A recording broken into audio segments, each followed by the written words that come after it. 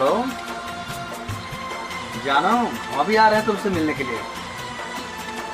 ओहो, तुम लाख छुपाए प्यार मगर दुनिया को पता चल जाएगा। आ रहा हूँ उसी बगीचे में। ठीक ठीक ठीक ठीक।